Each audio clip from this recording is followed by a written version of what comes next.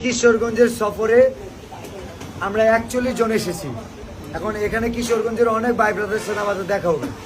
দিন শেষে 41 জন এখন আমাদের ট্যুর শেষ হওয়ার আগ পর্যন্ত এটা একটা পরিবার, এবং পরিবারের প্রত্যেকের প্রতি একটা দায়িত্ব আছে।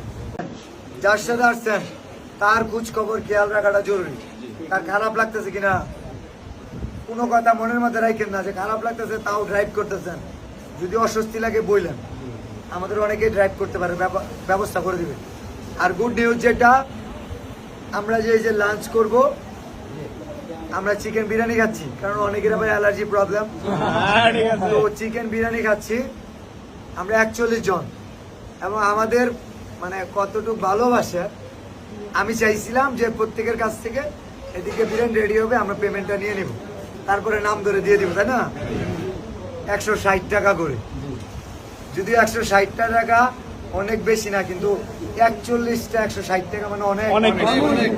এবং পুরো টাকাটাই দিতেছে আমার অনেক, যদিও অল্প সময় পরিচয়, খুব ভালোবাসার মানুষ, শাহ আলম ভাই।